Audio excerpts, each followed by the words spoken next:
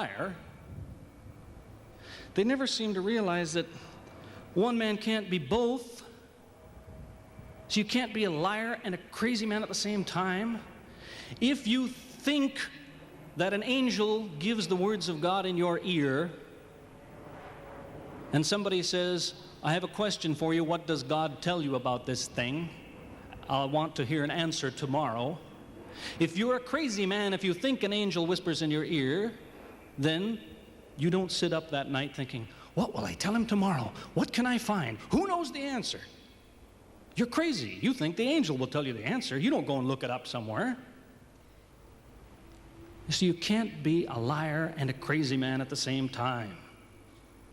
You can be one or the other or neither, but you can't be both. And you see, I read two non-Muslim biographies of Muhammad. One was by Rodenson, who's an atheist, who hated the man.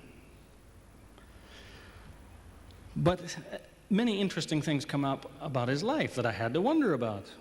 One story that's told is that when he was an older man, he had a son named Abraham. The son died when the child was 2 years old. The same day the boy died, there was an eclipse of the sun. The sky went dark. And the Muslims came running to their prophet and said, look, it's a miracle. Your child died and the sky went dark in sadness.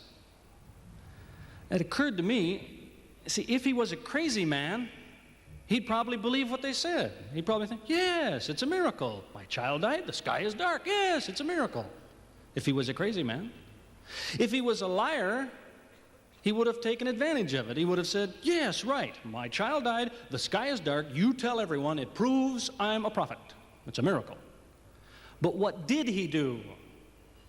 He became angry with the Muslims. He told them that was nonsense. He was angry with them. How dare you say that? He said the sun and the moon are signs of God, and they don't worry themselves about the birth of a man or the death of a son of Muhammad. Doesn't look very crazy. Doesn't look much like a liar. Now you have a third alternative, of course, which people tell you all the time. They say, no, he was not a liar. He was not a crazy man. He was deceived by the devil.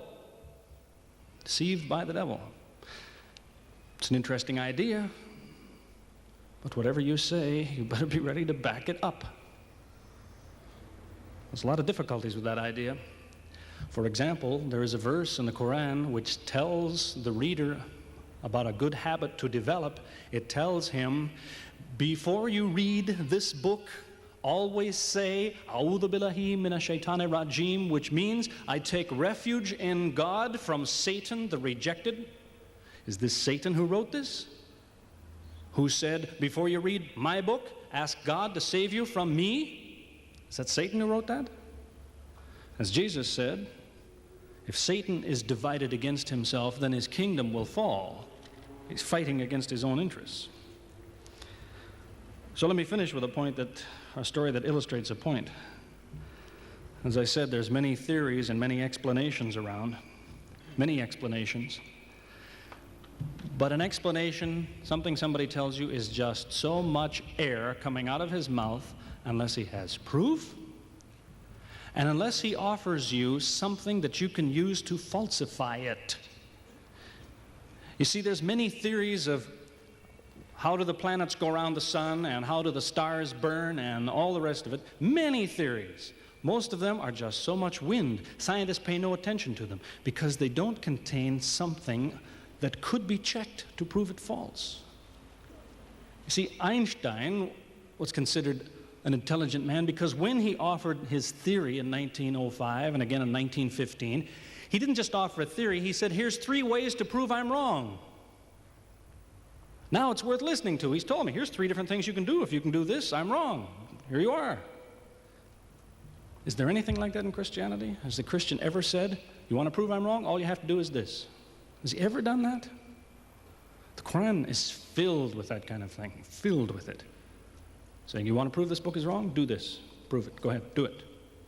Filled with that kind of thing. There's an example of it that made a big impression in its day, during the lifetime, 14 centuries ago, of the Prophet of Islam.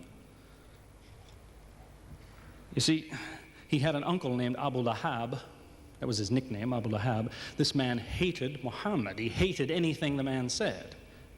He used to watch him going through the city, and if he saw him talking to someone, he waited till they split up. He'd go after the man he spoke to and take him and say, "What did Muhammad tell you? Whatever it is, it's a lie. Did he tell you day? It's night. Did he say black? It's white." Exact opposite. Whatever he heard the Muslims say, he said the opposite. That was the way his mind worked. There's a little chapter of the Qur'an called Lahab, and it says about this man that he'll never change. It condemns him to hell, Jahannam.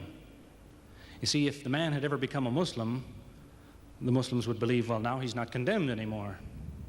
You see, for 10 years before Abu Lahab died, that was a part of the Qur'an.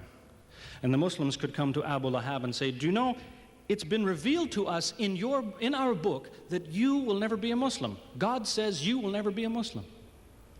For 10 years they told him that. All he had to do was say, "Well, your book is wrong. I want to be a Muslim. What do you think of your book now?" That's all he had to do. He had 10 years to think about it. And that's the way he was. See, if somebody is your enemy, you don't come to him and say, "You want to prove I'm wrong? Here, say this." Come on, say it. If all you have to do is say the words and I'm wrong, you finish me. He never did it. See, this is one of many cases of something that was offered that could have been falsifiable. So it was. As I say, in 1978, after, how long would that be? 15 years of arguing with the church authorities, one place or another, I got the idea. I'm going to argue with some other people. I'm going to read the Qur'an, see how much of it is any good, pick out the true, pick out the false. Thought it'll take a few years, it'll take some serious study and so on. I read through it. About 3 days later, I finished it. I said, "This is what I've been saying for 15 years. So I went to find some Muslims. I don't want somebody to feel you've been tricked into something. I haven't said anything about Christianity that isn't true. I haven't said anything about Islam that isn't true, unless it was a slip of the tongue or something. I'm simply trying to remind an individual, don't close your mind before it's too late. Don't make up your mind before you have all the facts. Most people who used to be Christians and become Muslims will tell you, "I am a better Christian than I used to be. Now I follow Christ. I didn't before." That's what I would tell you. The Bible says Jesus told his disciples, "When you greet one another, let your greeting be, 'Peace be with you.'" He set the example. Peace be with you. Who says that today? Christians? Once in a great while, maybe. Muslims, whether they speak Arabic or not, they say, "Salaam alaikum. Peace be with you." Jesus, when he prayed in the Garden of Gethsemane, put his forehead on the ground. Who prays like that? Christians or Muslims? Jesus used to fast for more than a month at a time. Who fasts today? Christians or Muslims? Who really is trying to imitate Jesus? Somebody said to me before coming in here, they said, the Muslims make Jesus out, they insult him and so on and so on. How, possibly, do they insult him? They lift him up. Up. They can't tolerate anything bad said about him. They would just as quickly tell you that, they say Muhammad Rasulullah means Muhammad is the messenger of God. They will just as quickly say Isa, Jesus, Isa, Rasulullah, no problem. Just as quickly tell you that, because it's true. They occupy the same place. If God himself wants to make distinctions among his prophets, that's his business, not ours. Treat them all with the same amount of respect. May God guide us always closer to the truth.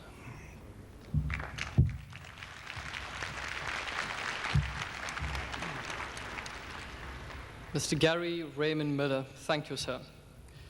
Ladies and gentlemen, it is now discussion time or question time. However, there are a few rules which you must follow.